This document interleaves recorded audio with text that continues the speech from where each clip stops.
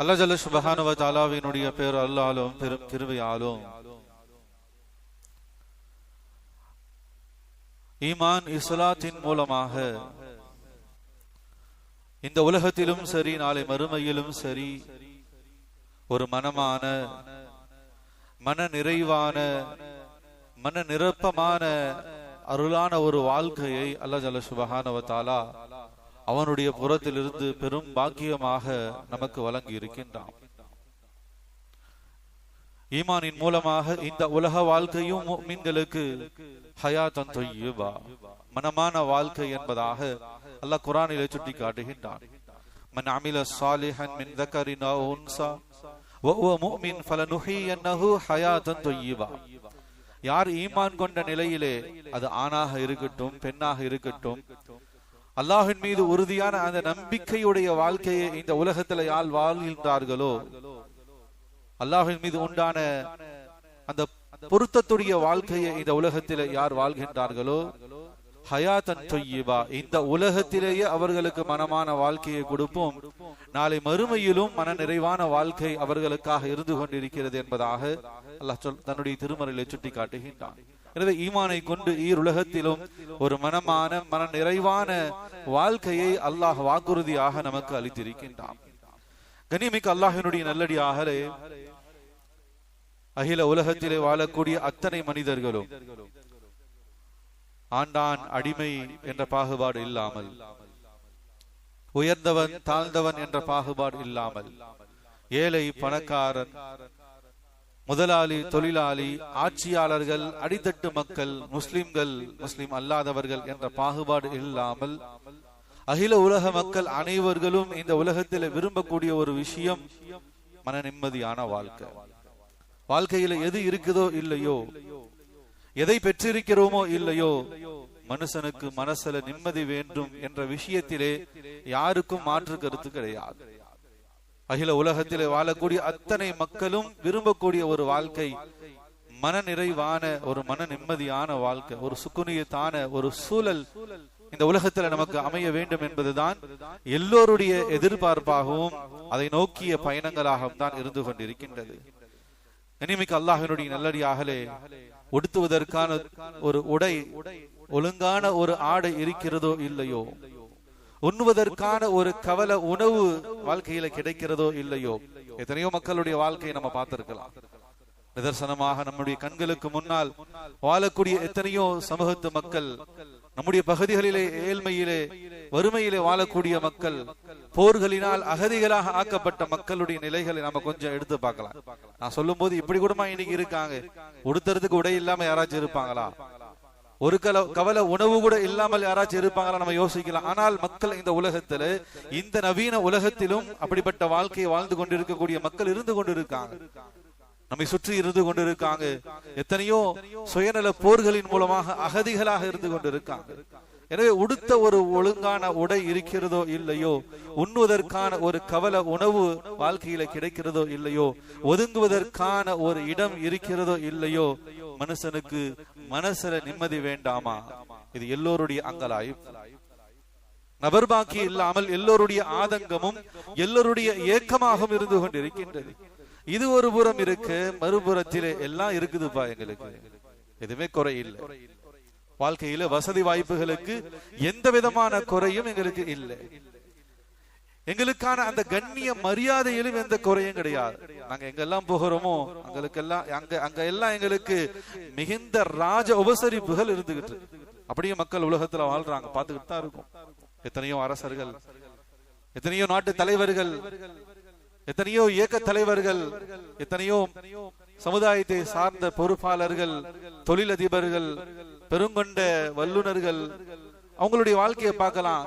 வசதி வாய்ப்புகளுக்கு எந்த குறையும் இல்லை.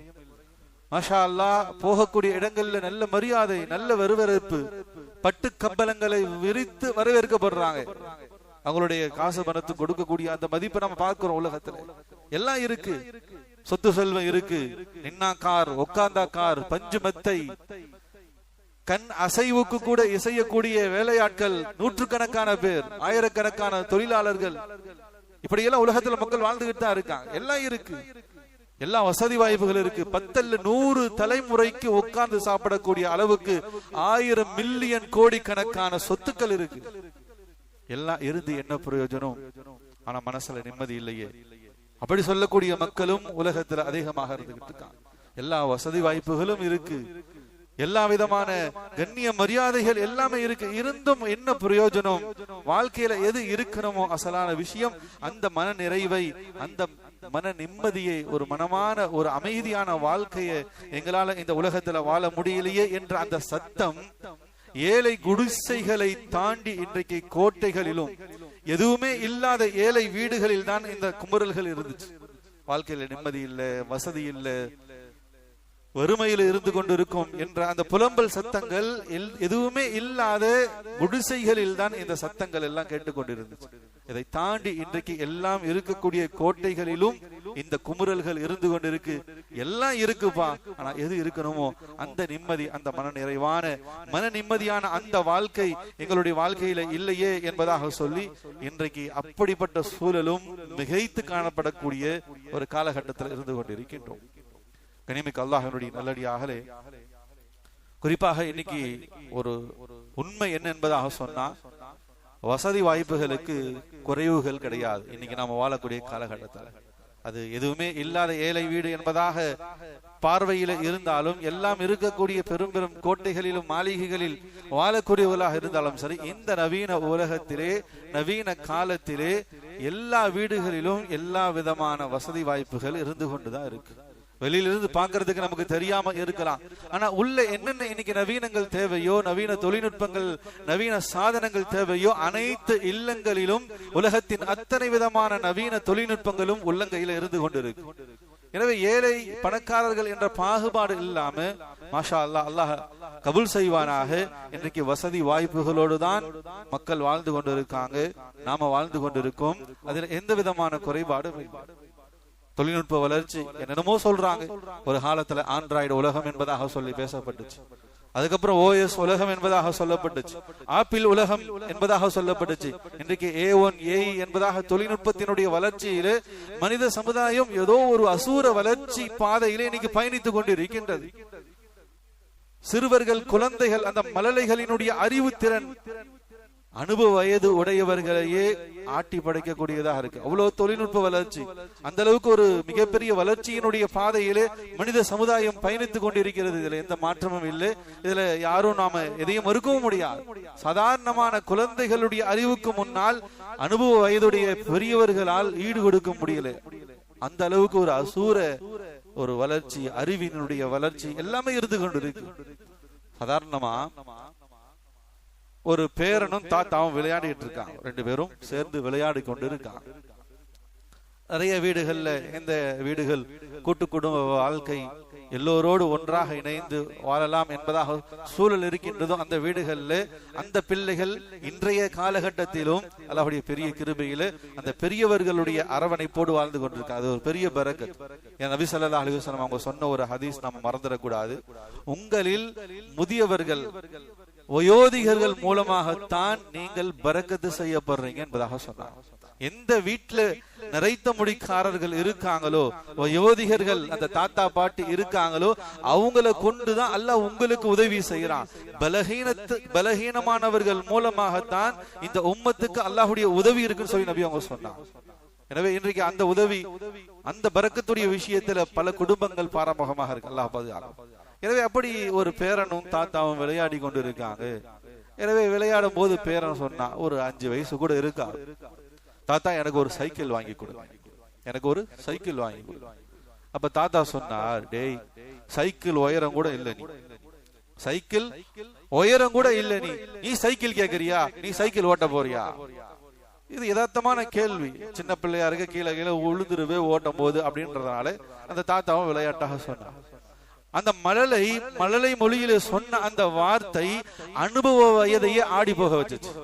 சைக்கிள் உயரம் இல்லன்றதுனால எனக்கு சைக்கிள் வாங்கி கொடுக்க மாட்டேறியே, ட்ரெயினை ஓட்டுற அந்த ட்ரெயின் டிரைவர் என்ன ட்ரெயினை விடவா உயரமா இருக்காரு? கனிமிக்கு அல்லாஹ்வுடைய நல்லடியார்களே, இது கதை கற்பனை அல்ல.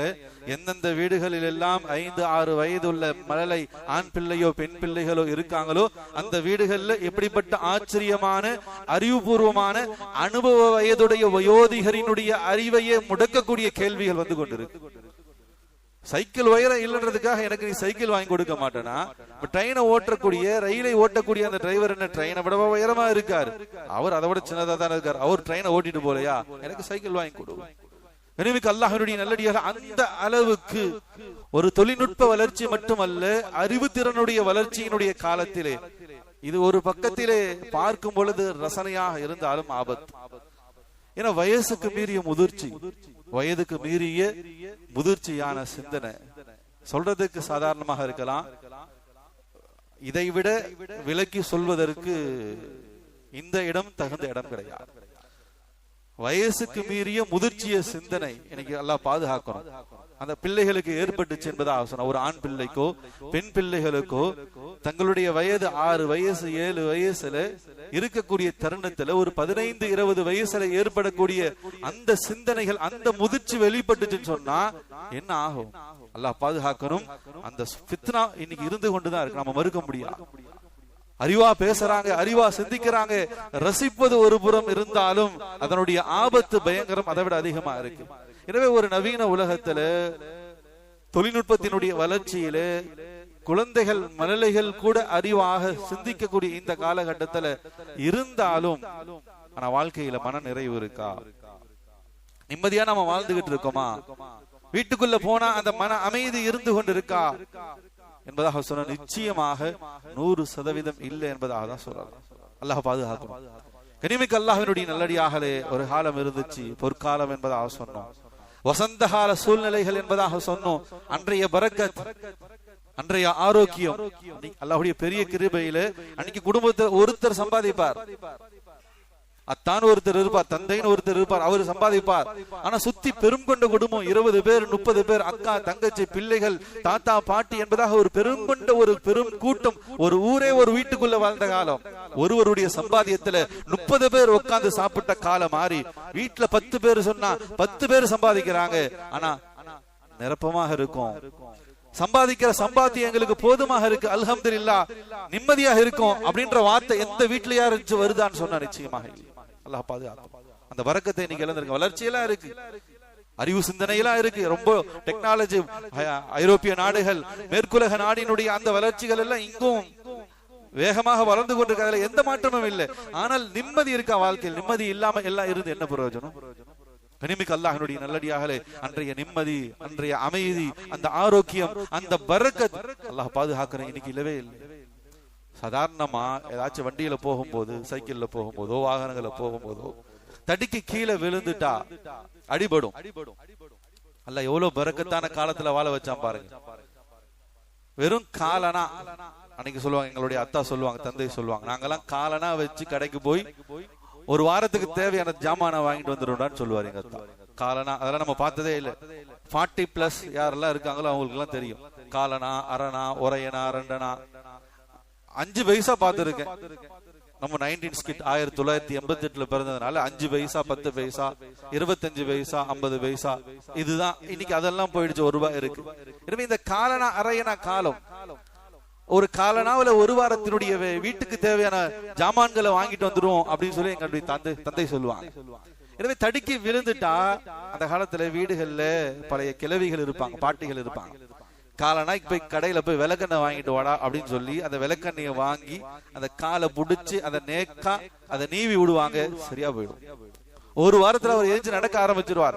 கால் தடுக்கி கீழே விழுந்தார், பைக்ல இருந்து விழுந்தார், சைக்கிள்ல இருந்து விழுந்தார்.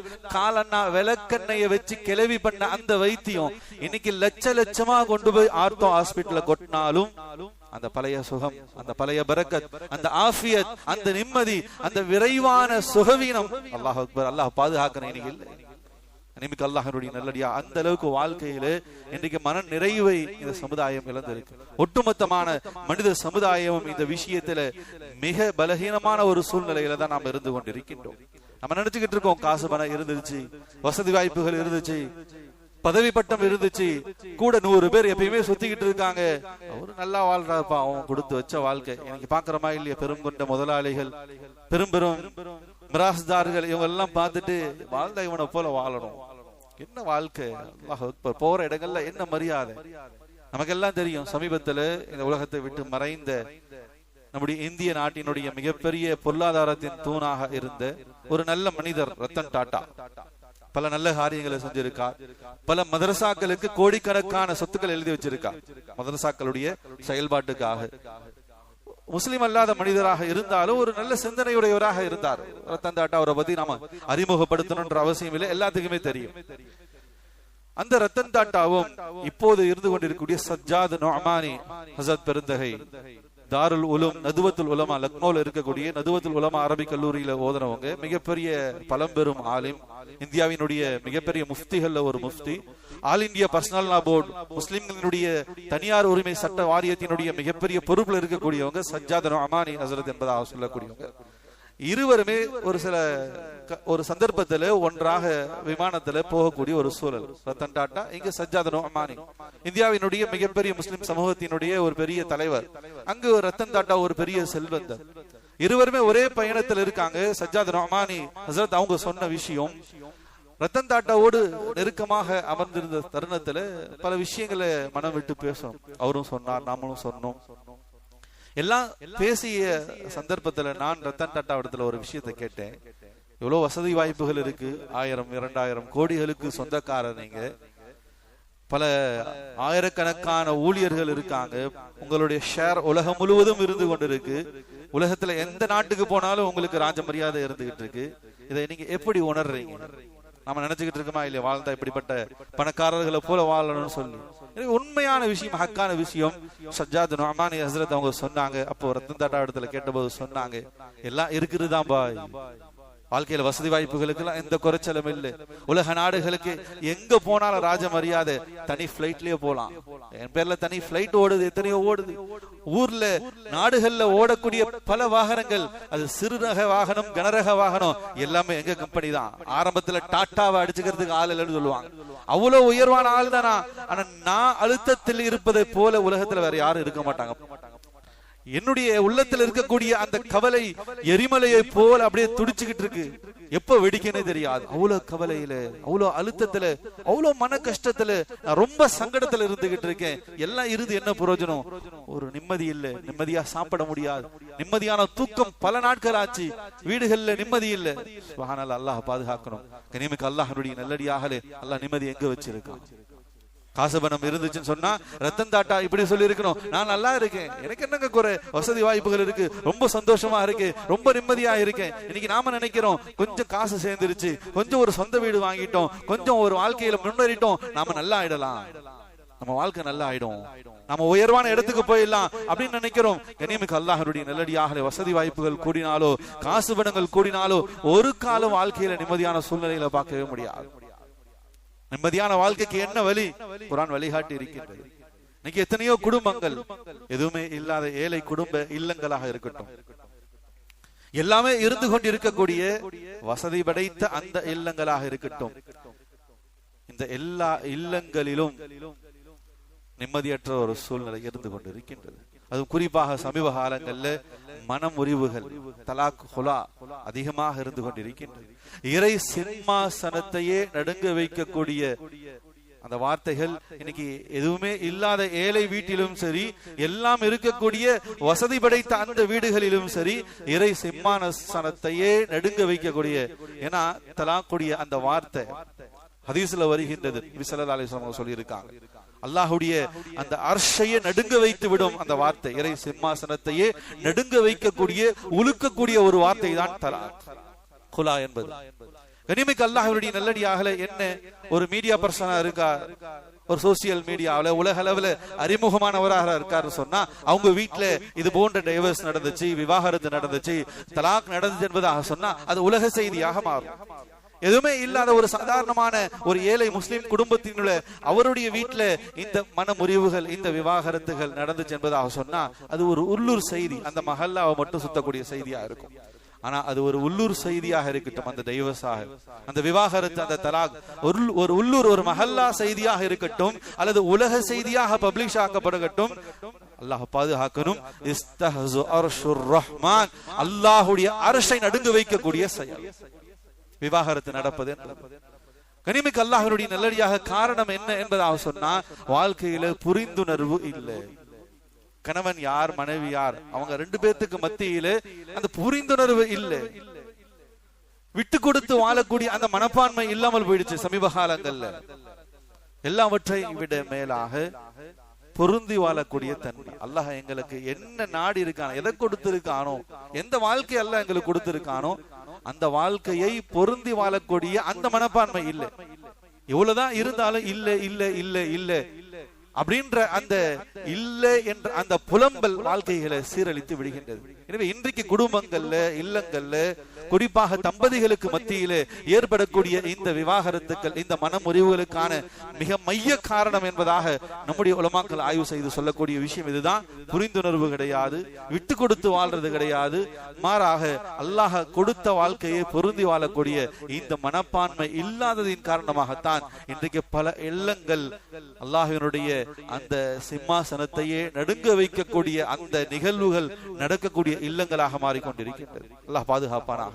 இப்படிப்பட்ட சத்தங்களை விட்டு அல்லாஹ் நம்முடைய சமுதாயத்தை, மனித சமுதாயத்தையும் பாதுகாப்பானாக.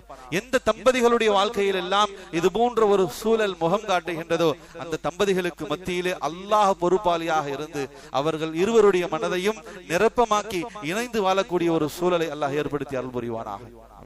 கனிமிக்கு அல்லாஹ்வுடைய நல்லடியாகலே, வெறும் 10க்கு 10 நம்மள பல பேருக்கு தெரியும், வீடு கட்டினவங்க இருக்கிறோம், பல அந்த வியாபாரத்துல தொழில் இடத்தினுடைய அளவு அமைப்புகள், வீட்டினுடைய அந்த அளவு அமைப்புகளை பத்தி விளங்கினவங்க நாம இருந்துகிட்டு இருக்கோம்.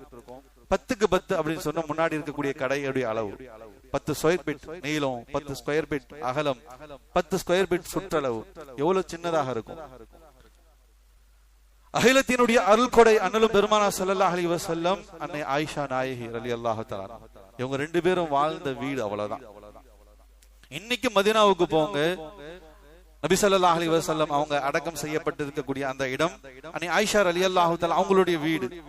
அவங்க வீட்டுல தான் அடக்கம், நபியும் ஆயிஷா நாயகம் எங்க வாழ்ந்தாங்களோ அந்த இடத்துலதான் நபி அடக்கம் செய்யப்பட்டிருக்கு. ஒரு கபர்ஸ்தான் எவ்வளவு பெரு, ஒரு மனிதரை அடக்கம் செய்யப்பட்டிருக்கக்கூடிய அந்த கபரு எவ்வளவு பெருசாக இருக்கும். நம்ம கூட 10க்கு 10 சொல்றாரு, அடிச்சு வர்றாரு நீங்க நினைக்கலாம். இன்னைக்கும் போய் பாருங்க, 3 பேர் அடக்கம் செய்யப்பட்டிருக்காங்க. ஹஜ்ரத் பெருமானார் ஸல்லல்லாஹு அலைஹி வஸல்லம், ஹஜ்ரத் அபூபக்கர் சித்திக் ரலியல்லாஹு தஆலா, ஹஜ்ரத் உமர் ரலியல்லாஹு தஆலா, 3 கபர்கள் உள்ள அந்த இடம் எவ்வளவு பெருசா இருக்கும். அந்த அளவுக்கு ஒரு சிறிய இடத்தில் தான் அண்ணலும் அன்னை ஆயிஷா ரலியல்லாஹு தஆலா அவர்களும் வாழ்ந்தாங்க. வாழ்க்கையில எதுவுமே இல்லை, எந்த வசதி வாய்ப்புகளும் இல்லை, விரிக்கிறதுக்கு சரியான விரிப்பு இல்லை. நபியினுடைய வாழ்க்கை வரலாறு எடுத்து படிச்சு பாருங்க. அவங்களுடைய வீட்டுல விரித்து தூங்குறதுக்கு சரியான விரிப்பு இல்லை, போர்த்தி கொள்வதற்கான சரியான போர்வை இல்லை, வீட்டுல குடும்பம் நடத்துவதற்கு தேவையான சரியான மளிகை ஜாமான்கள் கூட கிடையாது. நம்ம எல்லாமே கேள்விப்பட்ட விஷயம் தான். பெருமானார் ஸல்லல்லாஹு அலைஹி வஸல்லம் அவருடைய மரணத்தின் தருவாயிலே வீட்டிலே விளக்கேற்றுவதற்கு அந்த விளக்குல ஊத்துற எண்ணெய் இல்லை. சர்தாரே ஆலம் ஸல்லல்லாஹு அலைஹி வஸல்லம், யா ரசூலல்லாஹ், உங்களை படைக்கலன்னா இந்த உலகமே இல்லைன்னு சொன்னாங்க. அல்லாஹ் அந்த நபியினுடைய வீட்டை பத்தி நமக்கு சொல்லப்படுது. அவங்க மரணித்த அந்த மரணத்தினுடைய அந்த இரவு, அந்த சக்கராத்துடைய அந்த நாள்ல அவங்க வீட்டுல விளக்கேத்தி வைக்கிறதுக்கு அந்த விளக்குல ஊத்துற எண்ணெய் இல்ல. பக்கத்து வீட்டுல போய் கடை வாங்கிட்டு வந்துதான் ஆயிஷா நாயகி ஏத்துறாங்க. அந்த உலக வசதி வாய்ப்புகள் என்பது எதுவுமே இல்லை. ஆனா வாழ்க்கையில நிரப்பமான மன நிறைவான ஒரு வாழ்க்கையை வாழ்ந்தாங்க. ஏன் பொருந்தி கொண்டு விட்டு கொடுத்து. நபி ஆயிஷா நாயகி அப்படின்றதுனால வாழ்க்கையில சண்டை வராம இருந்துச்சா, மனக்கசப்புகள் வராம இருந்துச்சா? எல்லாமே இருந்துச்சு. ஆனா என்ன புரிந்துணர்வு மிக சரியாக நேர்த்தியாக இருந்துச்சு. தன்னுடைய மணாளன் யார்?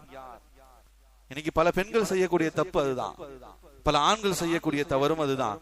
தன்னுடைய மணாளி, தன்னுடைய மனைவி யார், அவளுடைய குணம் என்ன, தன்னுடைய மலாளன், தன்னுடைய மணமகன், தன்னுடைய அந்த மாப்பிள்ளை, தான் வீட்டு புருஷன், தன்னுடைய ஹஸ்பண்ட் அவர் யார், அவருடைய பொறுப்பு என்ன, அவருடைய வேலை என்ன, அவருடைய பிரஷர் என்ன, இதை விளங்காதனால தான் பிரச்சனைகளே அதிகம். அவர் எவ்வளவு பிஸியான மனிதர், பொது வாழ்க்கையில இருக்காரா, அல்ல தனிப்பட்ட ஒரு தொழில் நிறுவனம் நடத்துறாரா, ஒரு கடையில வேலை செய்யறாரா, அல்ல சமூக பொறுப்புகளை முன்னெடுத்து செல்லக்கூடிய சமூக தலைவராக இருக்காரா, தன்னுடைய மணாளன் யார், இன்னைக்கு அதை பெரும்பாலான பெண்கள் விளங்காததான் அந்த வீடுகள்ல விவாகரத்துகள் அதிகமாக இருக்கு. தன்னுடைய மனைவியா, அவளுடைய குணம் என்ன, அவளுக்கு கொடுக்க வேண்டிய மரியாதை என்ன, அந்தஸ்து என்ன, இதையும் விளங்கல. இது இரண்டையுமே அண்ணல் பெருமானார் ஸல்லல்லாஹு அலைஹி வஸல்லம் அவங்களும் விளங்கி இருந்தாங்க. ஆயிஷா ரலியல்லாஹு தஆலா தன்னுடைய மணாளன் பெருமானார் ஸல்லல்லாஹு அலைஹி வஸல்லம் யார் என்பதை விளங்கி இருந்தாங்க. எவ்வளவு பெரிய ஆள் என்பதை விளங்கி இருந்தாங்க. அவங்களுடைய வேலை எவ்வளவு பிஸி என்பதை விளங்கி இருந்தாங்க. எனவே பொருந்திக்கிட்டாங்க. இதான் நாயகம். இப்படிதான் நம்முடைய வாழ்க்கை இருக்கும். காலையில போனாங்கன்னா நைட்டு தான் வருவாங்க. பல சந்தர்ப்பங்கள்ல போர்களுக்கு போனாங்கன்னா திரும்பி வருவாங்களா என்றதுக்கு உத்தரவாதம் கிடையாது உயிருக்கு. தன்னுடைய மணமகன் தன்னுடைய மாப்பிள்ளை போருக்காக போறார், பெருமானார் ஸல்லல்லாஹு அலைஹி வஸல்லம் திரும்பி உயிரோட வருவாங்களா? நவுது பில்லாஹ், உத்தரவாதம் கிடையாது. இதை தெளிவாக அன்னை ஆயிஷா நாயகி விளங்கி இருந்தாங்க. அதனாலதான் அவங்க வாழ்க்கை மனமாக இருந்துச்சு. தன்னுடைய நபி யார், தன்னுடைய கணவன் யார், அவளுடைய பொறுப்பு அந்தஸ்து எவ்வளவு உயர்வில் இருக்கு என்பதை ஒரு மனைவி தெளிவாக விளங்கியதினால் தான் நாயகத்துக்கும் அன்னை ஆயிஷா ரலியல்லாஹு தஆலா அவங்களுக்கு மத்தியில சின்ன சின்ன வேறுபாடுகள் வந்தாலும் அவங்களுடைய வாழ்க்கை கசந்து போல மனநிறைவான வாழ்க்கையை நிரப்பமாக வாழக்கூடிய ஒரு சூழல் இருந்துச்சு. நபி ஸல்லல்லாஹு அலைஹி வஸல்லம் அவங்க எத்தனை போர்களை சந்திச்சிருக்காங்க, எத்தனை போர்களுக்கு தளபதியாக தாங்கி இருக்காங்க. பல நாடுகள் நாயகத்தின் பெயரை கேட்டாலே நடுங்கும். அன்றைய மிகப்பெரிய வல்லரசுகள் கைசர், கிஸ்ரா, ரோம், பாரசீகம், பெருமானார் ஸல்லல்லாஹு அலைஹி வஸல்லம் என்ற ஒற்ற வார்த்தை, அந்த ஒற்ற நபியினுடைய ஒரு கடிதம் அந்த கைசர் கிஸ்ராவுக்கு போனா அவர்களுடைய சிம்மாசனங்கள் ஆட்டம் கண்டது என்பதாகத்தான் வரலாறுகள் எழுதப்பட்டிருக்கு. அவ்வளவு பிஸியான, அவ்வளவு தலைமைத்துவம் மிக்க, அவ்வளவு பெரும் ஆற்றல் மிக்க அரசர்களுக்கெல்லாம் சிம்ம சொப்பனமானவர் தான் தன்னுடைய மணாளன், தன்னுடைய கணவர் ஹஜ்ரத் பெருமானார் ஸல்லல்லாஹு அலைஹி வஸல்லம் என்பதை அன்னை ஆயிஷா நாயகி தெளிவாக விளங்கி இருந்தாங்க. அவங்க போனா வரத்துக்கு லேட் ஆகும், குடும்ப விஷயங்கள்ல கொஞ்சம் முன்பின் ஆகலாம், அத்தனையும் பொறுத்தாங்க. காலையில போனா இரவு தான் வரும். அதனாலதான் அன்னை ஆயிஷா நாயகி அழகாக படிச்சாங்க, லனா ஷம்சுன் வலில் ஆஃபாகி ஷம்சுன். உலகத்துக்கும் ஒரு சூரியன் இருக்கு, என்கிட்டயும் ஒரு சூரியன் இருக்கு. லனா ஷம்சுன் வலில் ஆஃபாகி ஷம்சுன் வ ஷம்ஸி கைரி ஃபிஸ் ஸமா. உலகத்தினுடைய சூரியனை விட என்னிடத்தில் இருக்கக்கூடிய சூரியன் ஆக சிறந்த சூரியன். உலகத்தினுடைய சூரியனை விட என்னுடைய சூரியன் ஆக சிறப்பான சூரியன். உலகத்தினுடைய சூரியன் இருக்கின்றதே அது ஃபஜருக்கு பிறகுதான் உதயமாகும். என்னுடைய சூரியன் இருக்கின்றதே அது என்னிடத்தில் இஷாவுக்கு பிறகுதான் உதயமாகும். காலையில இருந்து இரவு வரைக்கும் நாயகத்தை வீட்டுல பார்க்க முடியாது. அவங்க ஒரு சமூகத்தின் தலைவர், அவங்க ஹாத்தமுன் நபி, பெரும் பெரும் பேரரசுகளுக்கெல்லாம் அவங்க சிம்ம சொப்பனமாக இருந்தாங்க. எனவே தன்னுடைய மணாளன் யார் என்பதை ஆயிஷா நாயகி தெளிவாக விளங்கி இருந்தாங்க.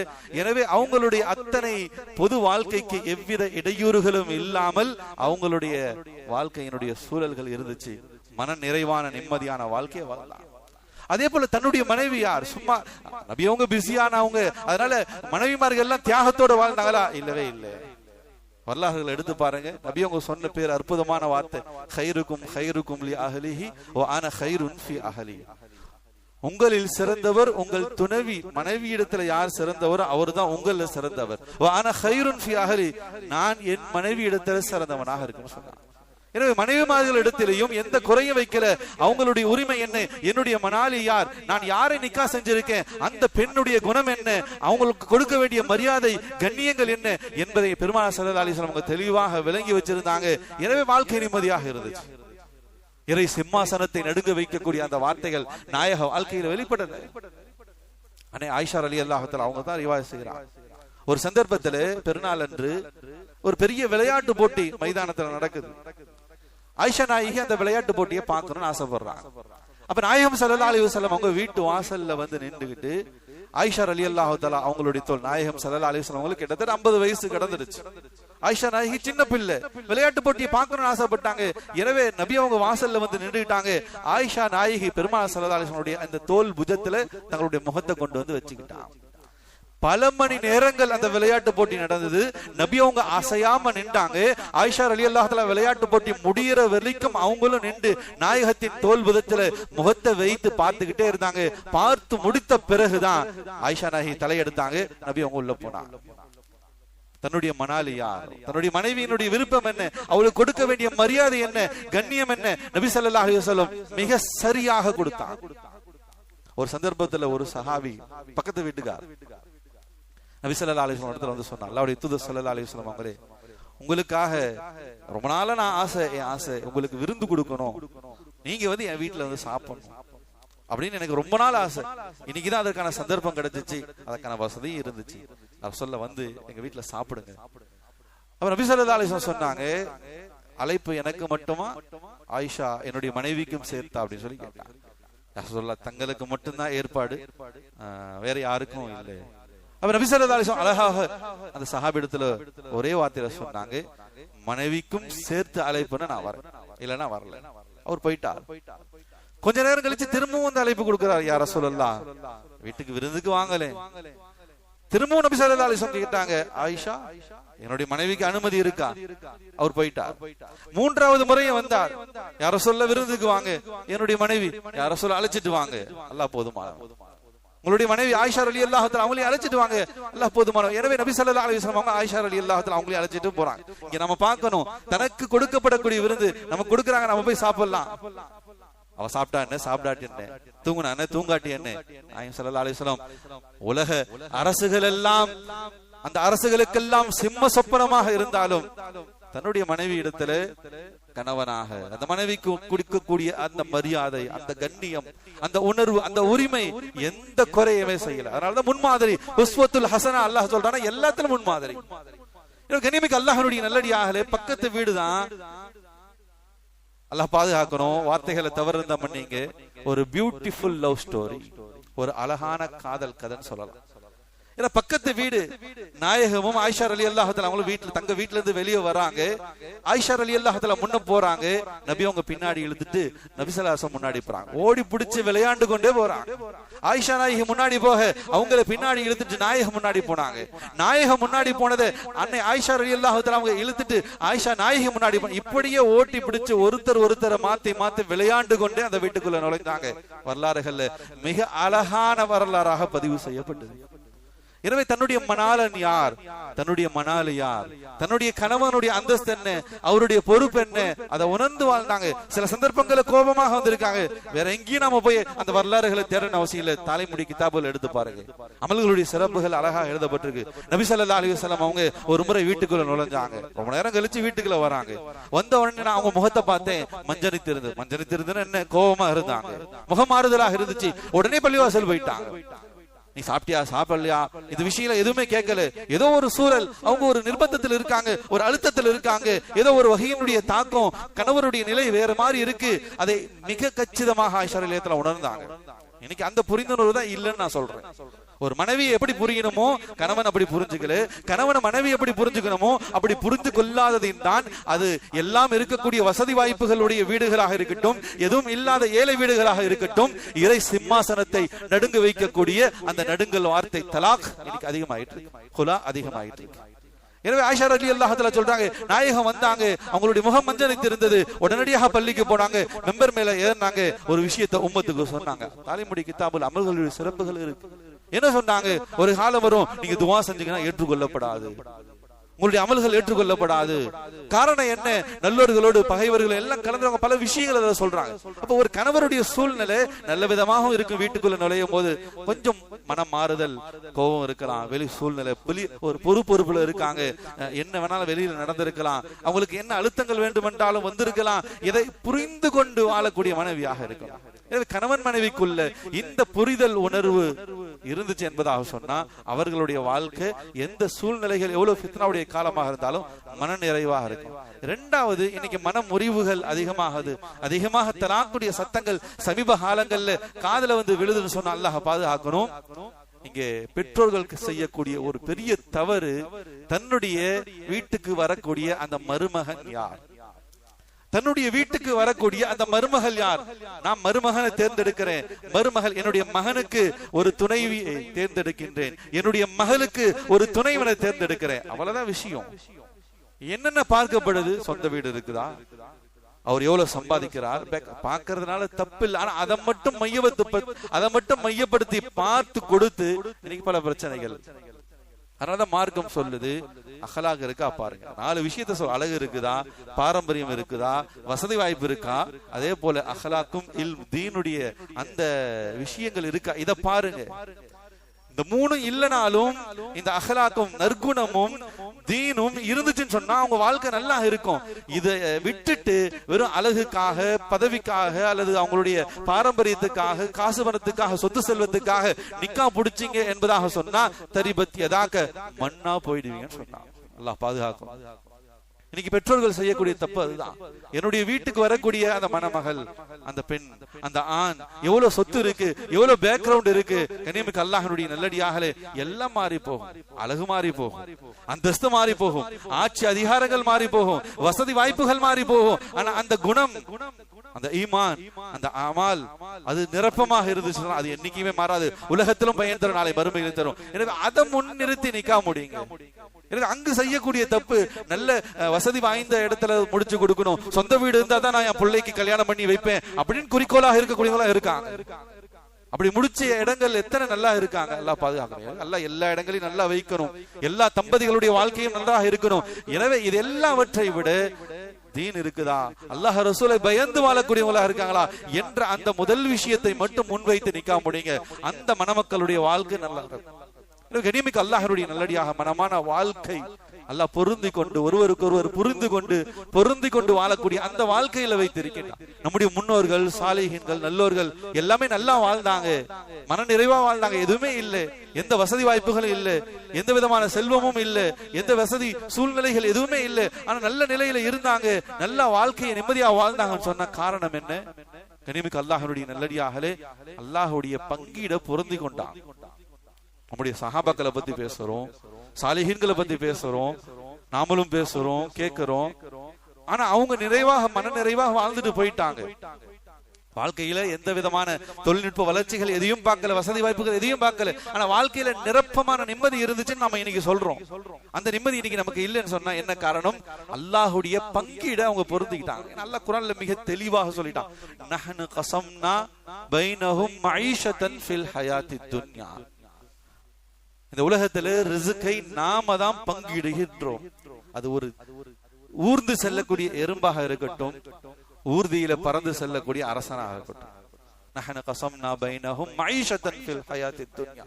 இந்த உலகத்துல இந்த பங்கீடு என்பது நாம தான். வரஃபனா ஃபௌகஹும் பஅதஹும் வரஃபனா பஅதஹும் ஃபௌக பஅதின் தரஜாத்.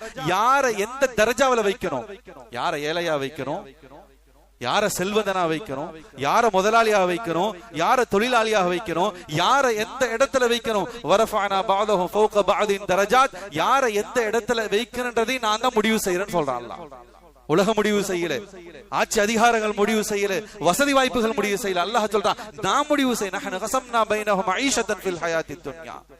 நான் தான் ரிஸ்க பங்கிடுறேன், உங்களுடைய அந்தஸ்துகளையும் நான் தான் முடிவு செய்யறேன்.